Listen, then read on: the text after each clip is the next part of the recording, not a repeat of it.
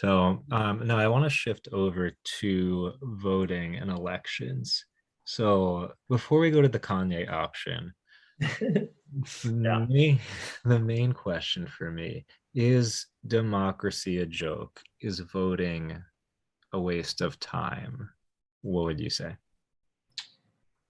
largely, yeah. I mean, look, it's in a way, it's part of what we've already been speaking of is that people are powerful, interesting, creative beings that can really do things in this world and affect the common good.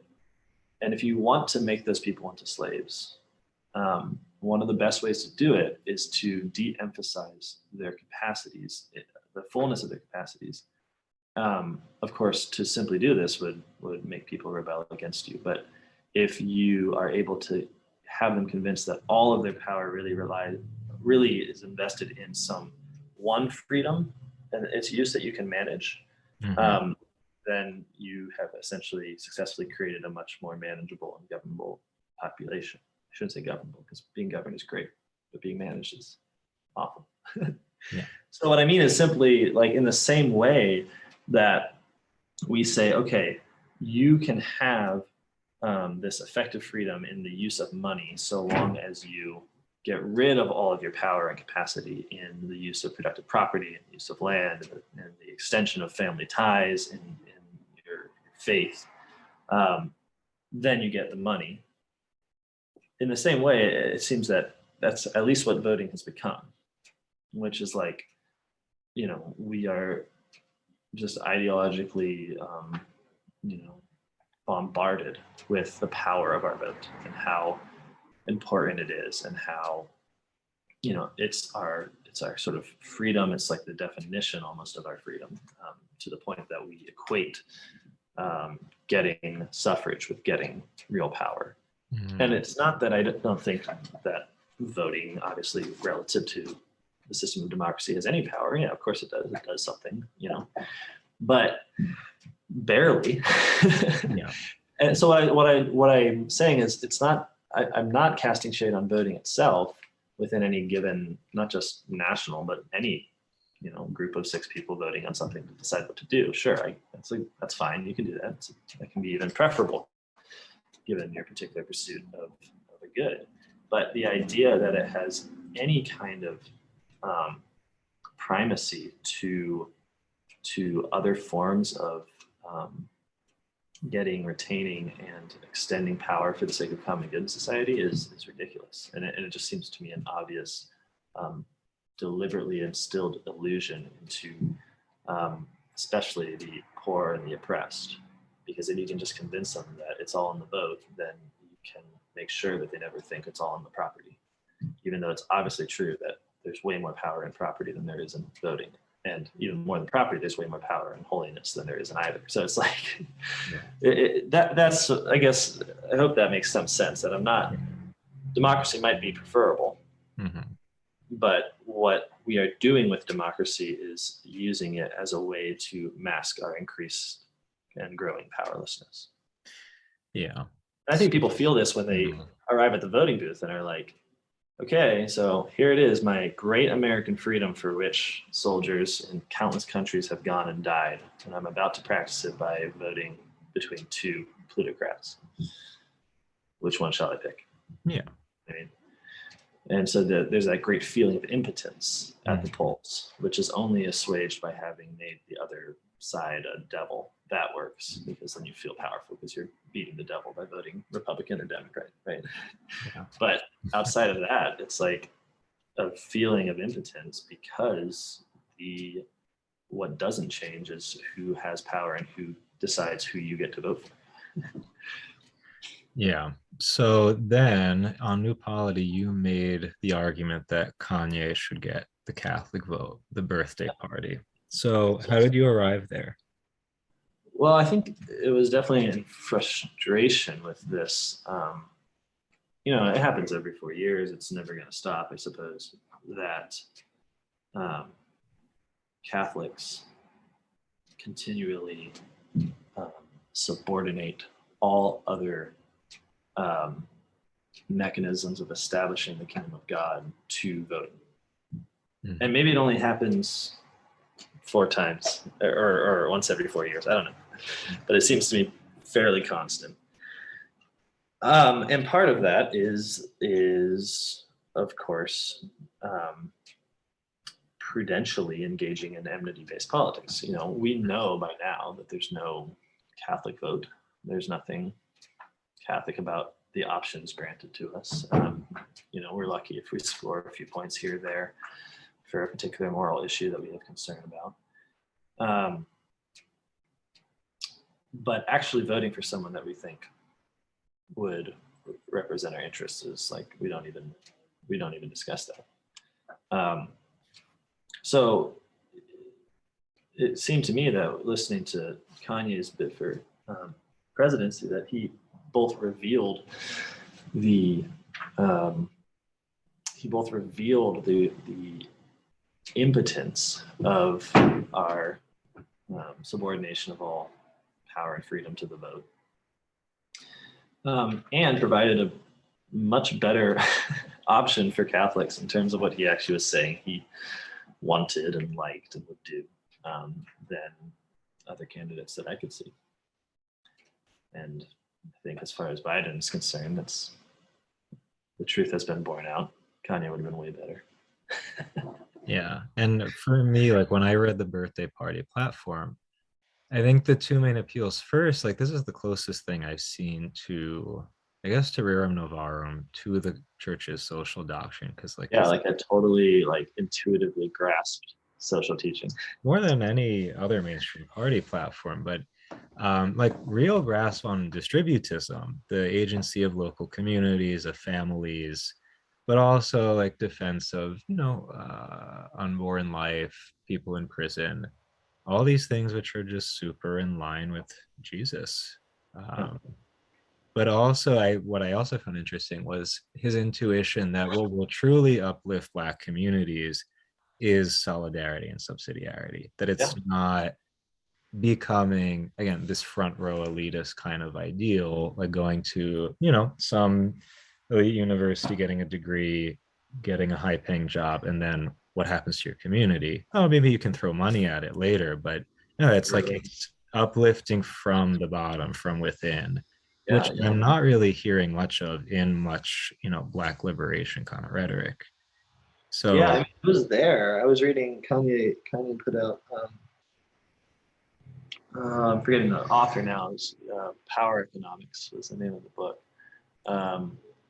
But he was utilizing it as a part of his philosophy, and it was very much on the necessity of actually taking. I mean, it was basically, I think, identitarian.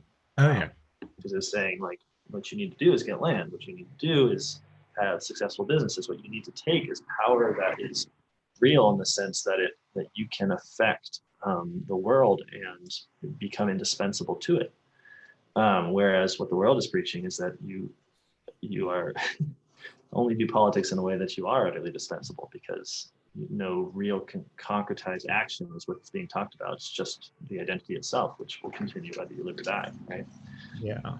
And I think like people in power recognize that a Black voice advocating for these kinds of things is dangerous because it's threatening their power. And like I think specifically of people like him and Lauryn Hill also, who even though she didn't have a political platform, was saying very similar things, like rooted in a very traditional Christian biblical worldview, really a voice for subsidiarity, for uplifting Black communities from within through certain not only economic ideals but moral existential ideals. And then she had to be silenced because she was challenging the powers that be too much. And then Kanye, he said it, I don't know if you saw the Drink Champs interview that happened like 2 months ago.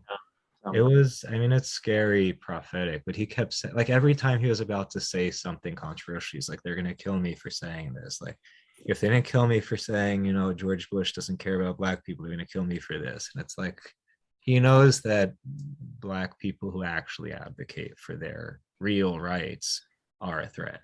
And I don't know, maybe they're gonna kill him, maybe they'll silence him.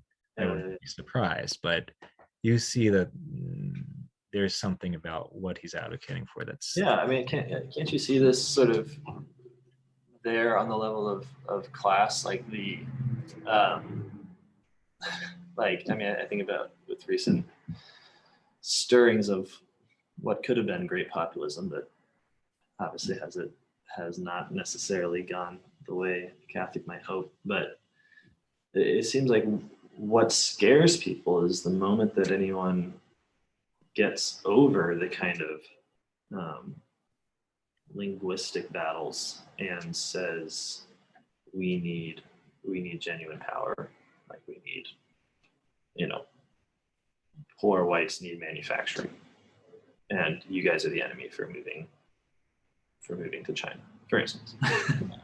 You know, like that's the problem. That's, oh, now we're getting fascist. Oh, now we're getting, you know. But I think what's really being recognized is that, well, done rightly or wrongly, those are the things that are actually trying to get a distribution of power in society. yeah. And that is what is unacceptable. And so we continuously pitch the idea that what's really acceptable is having representation on like advertisements from major banks. That's our, you know. But what I think ends up happening is that, well, what I hope seems to be happening is that the fight for the distribution of power just starts to ignore that corporate BS, Yeah. and goes underground a little bit, and you see more emphasis on local institutions and local elections, even where votes can be significant, and taking power where one can be really efficacious. Yeah. So even though, yes, you advocated for the Kanye option, I want to get your take on some of the other options Okay. that were on the table. So American Solidarity Party, Christian Yeah. Democracy, waste Yeah. of time, or is it, does it Oh have, no, they're great. I mean, they need to get out there and win elections. I ran for a city council seat here in Steubenville, Ohio. I did not win. Unfortunately, some of that's due to just, I stink. But also it would help if I wasn't a write-in candidate. There's some other things I could have done better. But the American Solidarity Party was a big help, and I think the more they do of that stuff, the more that they just say, okay, let's go win local elections, the better it will be for that party. I mean, I don't see it as any kind of like solution to our political problems or anything like that. I just think it's a good thing that moves the ball forward. okay. The problem, I think, with Catholics who kind of try to organize politically within the American system is that they tend to either say, sell out because they just want Republican power or Democrat power, so they sell out at some stage in their development. Or if they don't sell out, they become think tanks as opposed to political entities. Mm-hmm. And this is what I think is the temptation of anyone trying to craft like, and the American Solidarity Party. I don't think they're falling into this right now, but I've seen it in the past, where the emphasis becomes on crafting the ideal sort of platform, Mm-hmm. and the work goes into essentially a philosophical work. And it's like, that's great, but that's not what we need political parties for. Like, that's we need to win elections if we want to actually take local, politics by storm. Because when I asked them about it, a lot of them said to me, like, our goal is not to win elections, it's to influence ideas so that the mainstream parties can take from us. I was like, well, okay, that's one. I don't think you did that at all, because I think that if you want to influence ideas, just do that, right? Like, you don't need to be a political party to do that. Sure. You can run someone for president and spark some interest in what they believe, but you can achieve that same effect by writing a good essay. Okay. So I just think that what we really should be doing is saying, okay, where can we win? Let's go win. And not just for American Solidarity Party, but any Catholic who is interested in the destruction of liberalism and its replacement by genuinely Catholic forms of life and governance, that what they should do is go win. And they should win where winning is really possible. Okay, so winning is the goal. Oh, it's the first thing. Because I really do think that the intellectual work of convincing and converting is like that's part of our apostolate, right? It's already there. So if you're going to organize politically, and like do it. And do it right. Okay. What about Christian socialism, a la Liz Brunig, Cornell West type people? Yeah, I'll confess I don't know much about it. Maybe you could tell me what you think Christian socialism is. And that could help. Mm, like a soft reading of Marx, minus the atheism, minus totalitarian dictator, redistribution of wealth for, in favor of the poor, but at the hands of the state, basically. Like the state, I think, like it overlaps with some of like when you read Pope Leo, sure, like yeah, you want to make sure everybody has access to certain wealth, to certain resources, but it's the state doing it and not the local community or the individual Sure. people. And that's when I'm like, sure, you could support what is it called? The Democratic Socialists of America solely for the sake of challenging the kind of capitalist system at play, but in itself, it can't be a solution because it's the state. Yeah. I mean, that's totally against what the church is saying. So I Yeah, think it's no, a temporary option, maybe. that's what I'm gonna say is that any um, what is the end that the church has in mind when it pronounces its social doctrine? Well, it's Yeah. the distribution of property for the sake of ownership. So Yeah. all labor should tend towards ownership, um, and towards ownership of the means of production. And they are not talking about state ownership of the means of production, which Pope John Paul II rather famously critiqued socialism for being state capitalism, like, namely where because the state is, I mean, you hate to say it, but it's just people, and what's frustrating is that to replace a monopoly that a capitalist class has on the accrual of all power in society with um, the monopoly that a administrative class of, I mean, like look at history, like the people that owned moved into positions in which within communist regimes they were now owning by virtue of being the state. I mean, this seems to be, Yeah.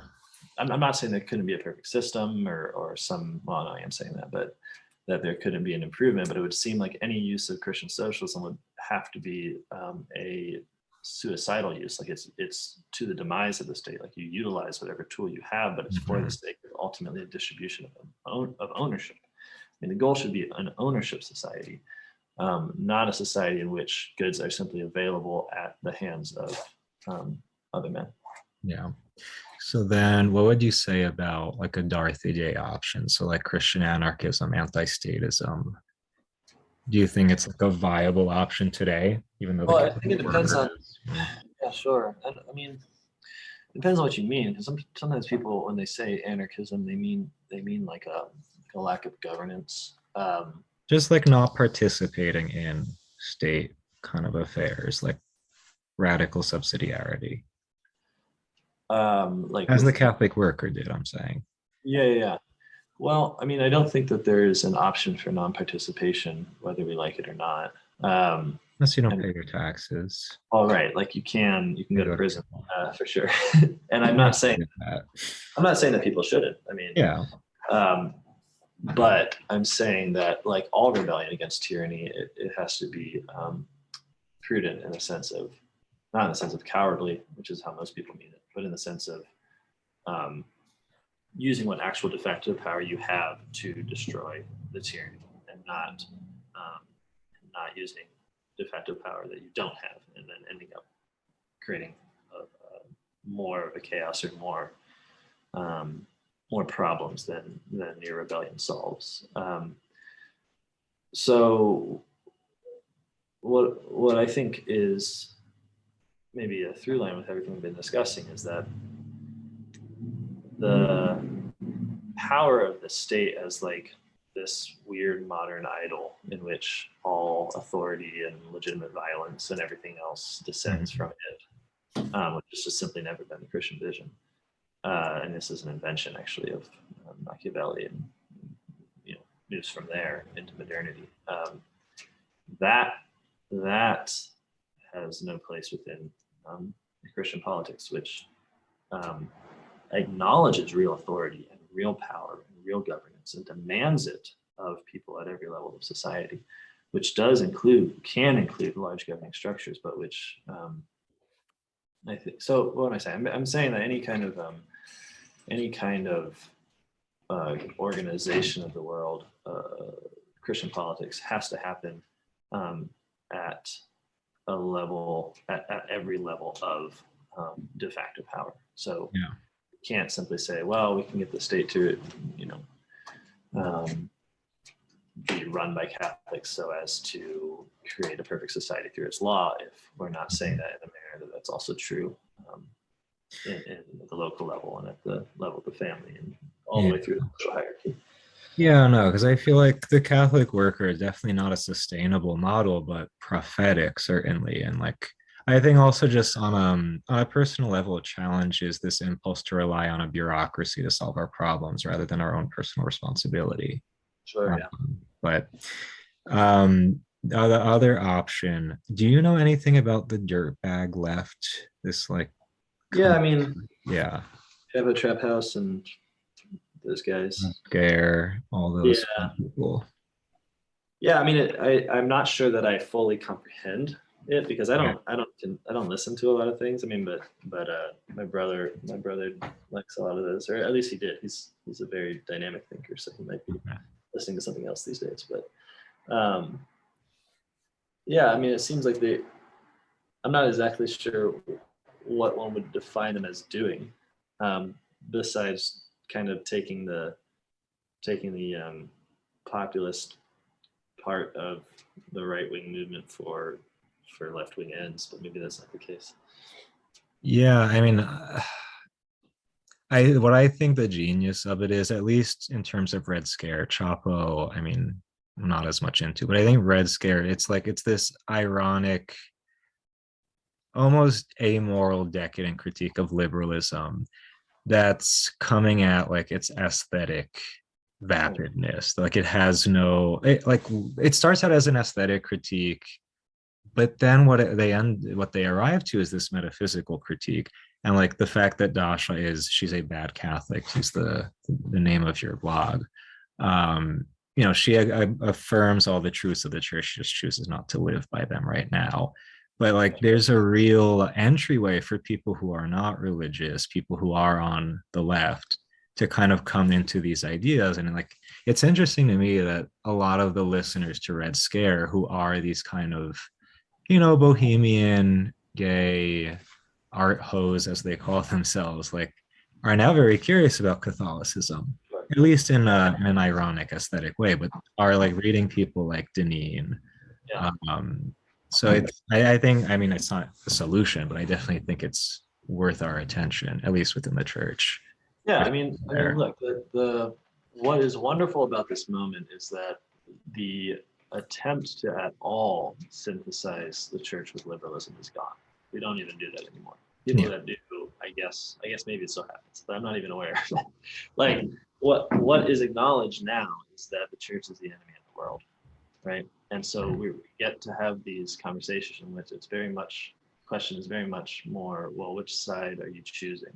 Which is a more refreshing conversation to have than, well, how can a Catholic vote well within democracy, or we're kind of over that. And part of that's because of, very extrinsic reasons. It's like, it used to be the case that Catholics wanted very much to prove their loyalty to America as a regime. It is now increasingly suspicious that it is worth that kind of effort, the regime, that is. But yeah, I mean, hasn't the church always been destructive? Like this is what I see in a lot of these movements, is that what gets people excited and gets them, podcasting and thinking is a destructive impulse, right? They see things that they hate and they want to discuss it. I mean, when Dostoevsky wrote a novel, it was because he was mad at someone, and that's what got him to write Demons and Brothers Karamazov. And so getting real mad is great product, is a great way to produce a school or a movement, or at least a source of conversation. Sure. But what makes Catholicism different, of course, is that it does want you to get really mad, and it does want you to destroy structures of sin, and it does want you to recognize that this boring corporate world that's on offer is empty, hollow, and vain. But then it wants you to pursue an actual good, historically revealed in Jesus Christ and through His church, by taking concrete actions to be a radically converted people who are capable of attaining virtue, and so the kingdom of heaven. So, and that's obviously less fun than getting mad about liberalism or getting mad about capitalism. And so there's that moment, I think, and you see this in every age of decadence. So I'm thinking about like La Décadence or whatever, where you had a lot of conversions to Catholicism coming out of the bohemian, gay, sort of androgynous world, Oscar Wilde, sort of Baudelaire. Yeah, and why? Well, a lot of and why did those conversions at the same time, I think, still trouble us? Is because for a lot of cradle Catholics like me, you read some of these French converts, and you're very convinced that they are sick of the world. Yep. They're like disgusted by the frivolousness and ugliness of modernity as it creeps over everything good. And you even laud them for their medievalism, in the sense of like, think of like the Pre-Raphaelite movement in England, where this sort of Victorian romance of the Catholic age. But then the worry, of course, is that, well, what the romance really is just because you so very much hate the Protestant age. And similarly, the attraction of the church becomes almost reduced to its ability to, and maybe one of the reasons I worry about this is because the same thing is happening on the right. I mean, you have this weird phenomenon of like, what else to call it? Nazi conversions to the church. Where you have this hatred of modernity, this sense that it has made the world into this embarrassing aesthetic like playground, or aesthetically embarrassing playground, I should say. And then you want to take all of and so you see in Catholicism like the sort of ultimate rejection of this for like a cosmic vision, for hierarchy, for a worldview in which the stakes are as high as could possibly be, life, death, heaven, hell, angels, demons. But if you don't drop the Nazism, it becomes a little bit weird, like if conversion is just a way to own the libs without falling in love with Jesus Christ and letting yourself become the kind of person he wants you to be, then. And so I think a lot of people teeter on the edge, right? Like you were saying with the dirtbag left, they have this interest, they see it looming on the horizon, but what courage it takes, I think, to move beyond it as a slap in the face of everything you hate to embrace, that's a lot of courage. And I pray for all these people. I really hope that they'll make the jump. Yeah. So then lastly, is integralism a viable option in your thought? Depends on what you mean by all the words in that sentence. I know. That's a hard one. I mean, look, sure, there are a lot of ways we could define it. A monarchy. That's what I'm thinking. Sure. I mean, I'm sure I know all integralists are going for that. Yeah. But, I mean, it's definitely in theory like a great option, but in reality, like, could this happen? Should we want it to happen? I don't really know. Probably not.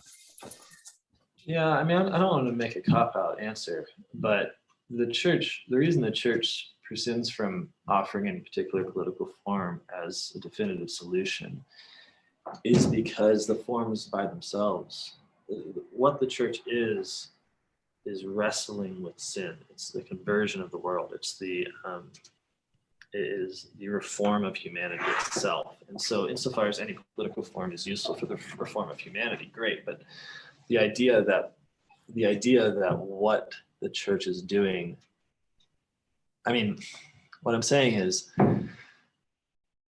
there is no system that can compensate for us becoming holy people, Okay. right? Fair. So, you can, and these arguments get tired, right? So like you could have a virtuous king, and you can see how that would really help a society that needs leadership, that needs the distribution of power to the poor, over and against a corrupt aristocracy or nobility, which is definitely true of our society. But then, of course, you can also see how that does really hinge on that word, virtuous. Mhm. But all Yeah. the church is saying is that it all hinges on that word. Yeah, you can have a democracy serve the common good if everyone's virtuous. Yeah, you can have a tyranny serve the common good. I mean, like the church really says this. Obviously, it's situational, right? Like in a Mhm. state of invasion or war, or some. But the virtue is what, it's the end of politics. It's the point. Having people that are capable of the kingdom of heaven is the point. So what integralism seems to, wherever it comes up, and I'm not saying there's not like a possible modification of what precisely you mean, where this would falsify what I'm going to argue here, but it seems to think that you can produce virtue simply by taking the power of the state, without fundamentally altering um, its structures, and without fundamentally producing virtue in the people that govern. Um, Mhm. it leaves unquestioned, I think, the idea that there are certain structures of sin in Yeah. which it's not simply the case that you could equate um, government governance, these goods, with rule of the state, because you might be using what's in fact the result of sin. So what I mean is, do we honestly think that for the sake of the end of virtue, um, the positivist legal rule over 300 million people is what we would build if we were actually pursuing virtue? Like, is that what a politics of virtue would do to itself? It seems like the answer is no. Like the holy people tend to blossom within forms of subsidiarity, where rule at that level would be um, the least positivist and most concerned with um, universal principles of justice. Like if you're going to have an emperor or a king that has rule over people that he can't possibly adjudicate between and know, that it would be precisely because he is most concerned for the universal principles of morality and such. Whereas we take the opposite approach. We want rule over 300 million people, and that defines how you get a driver's license. Or, you know what I mean? Like it is the it's disordered in the sense that it is attempting to govern the particular with structures that depersonalize Yeah.